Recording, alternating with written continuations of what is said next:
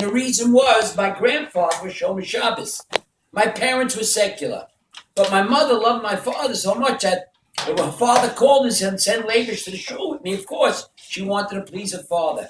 So, of course, I made Shabbos every Shabbos for my grandfather. And I was there on the holidays with him. And like I said a moment ago, I was pretty frum. And by the way, my grandfather's rabbi was Jacob Hecht. And Rabbi Jacob Hecht was very close with the Rebbe.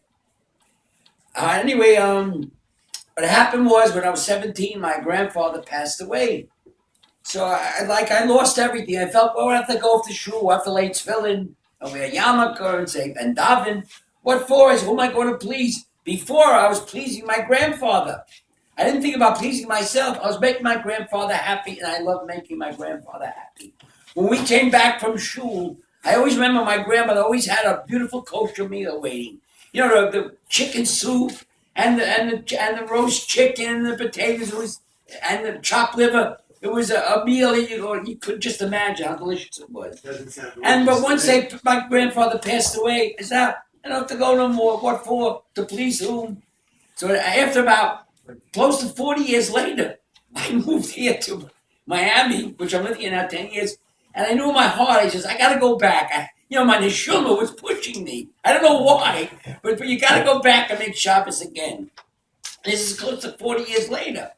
So I started going around trying to find a shul. Now, I had Jewish friends here in Miami, but none of them were from. They were all secular. They know nothing from going to a shul.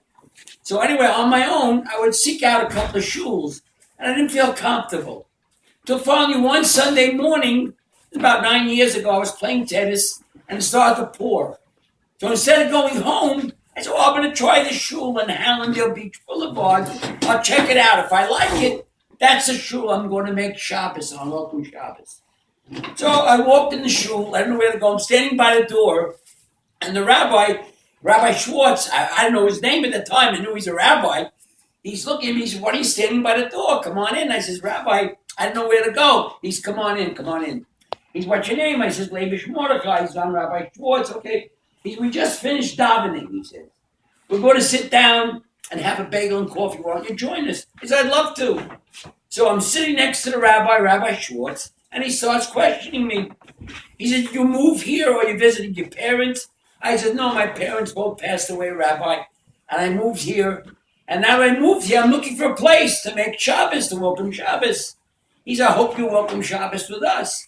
So he said, by the way, when you were in Brooklyn, living in Brooklyn, who was your rabbi? I told him it was quite some years ago, over 30 years ago, when I used to go to the temple all the time on Shabbos. He said, who was your rabbi over there in Brooklyn?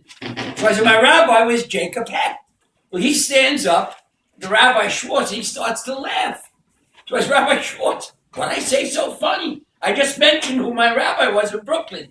He's your rabbi, was the rabbi that married me.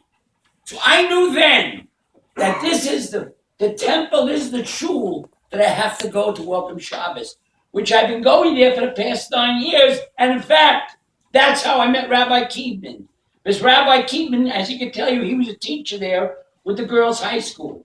So like one connection connected with the other. It was all bashet. It was all meant to be.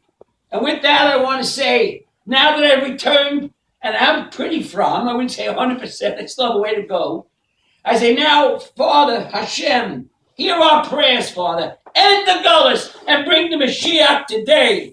Amen. Amen.